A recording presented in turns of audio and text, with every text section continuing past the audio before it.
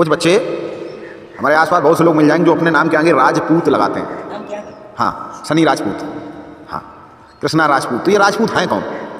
तो राजपूत शब्द जो है संस्कृत शब्द राजपुत्र का बिगड़ा हुआ रूप है। सही शब्द है राजपुत्र, यानी कि राजा के पुत्र। तुम लोग हो राजा के पुत्र हो, कृष्णा राजपुत्र, शनि राजपुत्र। और ये शब्द राजकुमार या राजवंश का सूचक था। धीरे धीरे ये क्षत्रिय वर्ग राजपूत नाम से प्रसिद्ध। तो जो ब्राह्मण, क्षत्रिय, वैश्य, शूद्र, तो यही लोग राजपूत हो गए। तो राजपूत वंश का उदय कैसे हुआ? राजपूत काल भारत में। तो सम्राट हर्षवर्धन की मृत्यु के बाद शक्तिशाली केंद्रीय शक्ति का अभाव हो गया और उसके बाद छोटे छोटे राज्यों का अभ्युदय हुआ, यानी कि छोटे छोटे राज्य निकलकर बाहर आए और इन सभी राज्यों के संस्थापक प्रायः राजपूत थे। राजपूत सत्ता के लिए आपस में संघर्ष करते और ये लोग आपस में लड़ते भी थे राजपूत, इसलिए सत्ता का संघर्ष, सत्ता प्राप्ति के लिए। इसके साथ ही प्राचीन भारतीय समाज जो धीरे धीरे मध्यकालीन समाज में बदला, इसका मुख्य कारण था भूमि अनुदान की प्रथा। वेतन दिया नहीं जाता था और उसकी जगह पे क्या होता था, बड़े पैमाने पे भूमि दे दी जाती थी। राजा को यह सुविधा थी कि करों की वसूली और शांति व्यवस्था बनाए रखने के लिए अनुदान प्राप्त करने वालों के ऊपर चला जाता था और जैसे भूमि दे दी जाती थी उसी की जिम्मेदारी हो जाती थी कि अब टैक्स तुम वसूलो, तो राजा का भार हल्का हो जाता था। इससे क्या हुआ, राजा की शक्ति धीरे धीरे क्षीण होने लगी।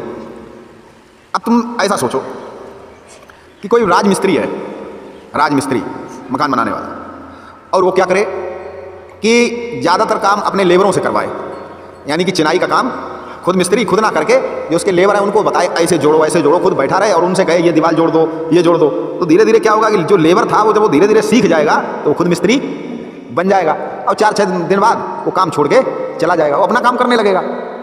तो धीरे धीरे क्या होगा, कई सारे मिस्त्री तैयार हो जाएंगे।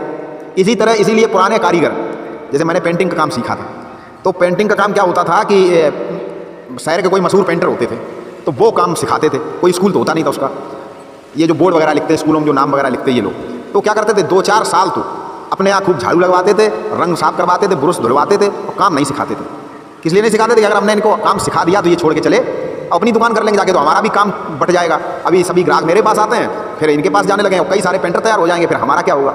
तो सिखाते इसलिए, रखते इसलिए थे कि हेल्पर की जरूरत पड़ती, लेकिन काम नहीं सिखाते। 2-4 साल खूब जब रगड़ लेते थे, खूब झाड़ू भी लगवा लेते थे, दुकान खूब ब्रश साफ करवा, खूब सब्जी मंगा लेते थे, घर का काम भी खूब करा लेते थे। तब 3-4 साल में धीरे धीरे जो होशियार होता वो सीख जाता था। ऐसे नए पेंटर तैयार होते थे। अगर वो शुरू से ही खुद बैठ जाए, कहें कि अरे ऐसे लिखो, ऐसे ब्रश चलाओ, ऐसे रंग भरो, तो वो 2-4 महीने सीख के चला जाए। तो पुराने राजा क्या करते थे, अपनी जिम्मेदारियों को हल्का करने के लिए जो उनके कर्मचारी होते थे उनको वेतन की बजाय वो जमीन दे देते थे और जमीन देने के बाद ये भी कहते थे भाई जाओ आराम से, जो वहाँ का टैक्स है वो तुम वसूलना।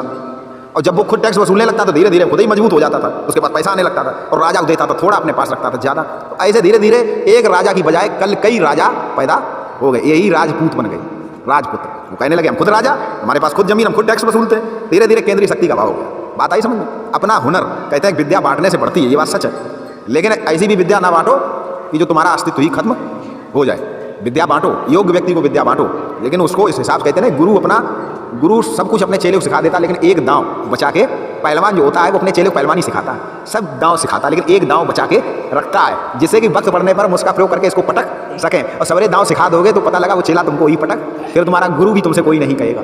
तो यही इसी तरीके से केंद्रीय शक्ति का अभाव हुआ और धीरे धीरे कई राजा बन गए देश के अंदर। और फिर जब कई राजा बन गए तो आपस में लड़ने भी लगे, और जब आपस में लड़ने लगे तो उनकी शक्ति क्षीण होने लगी, तो विदेशियों ने भारत पर आक्रमण करना शुरू।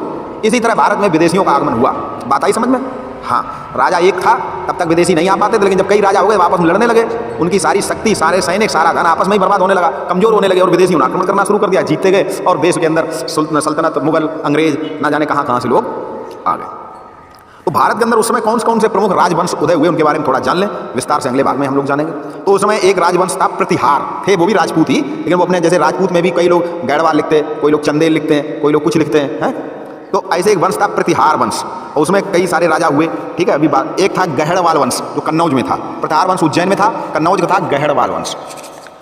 ठीक है, उसके बाद चौहान वंश जो अजमेर और दिल्ली में पृथ्वीराज चौहान वाला, चौहान, वो चौहान चाहे मान होता था, चौहान लिखते थे। इसके बाद एक चंदेल वंश था, वो बुंदेलखंड में था। एक परमार वंश था, वो मालवा के क्षेत्र में था। बंगाल में पाल वंश था, थे सब राजपूत ही। ठीक है, तो ये सब इनके बारे में अलग अलग पढ़ेंगे कि हर राजवंश के बारे में जो ये राजपूत जगह जगह थे। लेकिन इनका जो व्यवस्था थी वो क्या थी वो जान लें कि इस समय से सामंती व्यवस्था की शुरुआत होने लगी थी, जिसमें सामंत राजा प्रत्येक वर्ष एक निश्चित आय अधिपति को देते थे। ठीक है, तो कमाते थे वो जो है अपने मालिक को, यानी कि प्रमुख राजा को भी देते थे, लेकिन ज़्यादा से ज़्यादा अपने पास रखते। तो ये सारी व्यवस्थाएं हम कल इस बात को उठाएंगे। अच्छे से पढ़ेंगे तभी हमें समझ में आएगा कि हम राजपूत हैं तो हम आखिर आए कहाँ से, हमारी शुरुआत कहाँ से। और ये भी सीखेंगे, कहते हैं कि इतिहास से जो सबक नहीं लेते हैं तो इतिहास फिर से अपने को दोहराता। अगर हम पुरानी गलतियों से सीखेंगे नहीं तो फिर हम उन गलतियों का शिकार, तो हम राजपूत तो अपने नाम के आगे लिखते हैं, लेकिन ये भी सीखेंगे कि हमारे जो राजपूत राजा थे उन्होंने कौन सी ऐसी गलतियाँ की जो विदेशियों ने हमारे ऊपर आक्रमण कर दिया। तो एक गलती तो समझ में आई गई कि आपस में लड़ना नहीं है। राजपूत हो तो आपस में लड़ना, तो किसी से नहीं लड़ना। अब तो हमारा भारत लोकतांत्रिक देश है, सभी भारतवासी भाई बहन है, ना कोई हिंदू ना मुसलमान, नाम तो सभी लिखते हैं लेकिन देश में एकता के साथ रहना है, ना कोई पंडित ना कोई ब्राह्मण क्षत्रिय वैश्य शूद्र। अब ऐसा कोई विभाजन इस तरह हमें मानना नहीं है, उसको हमें वो नहीं प्रस्तुत नहीं करना, वैमनस्य नहीं रखना, बैर नहीं रखना, वरना आपस में लड़ बैठेंगे तो देश को कौन संभालेगा और कोई बाहर वाला आके घर से हमें निकालेगा। दीवानों होश करो, वो मेरे देश प्रेमियों आपस में प्रेम करो, देश प्रेम।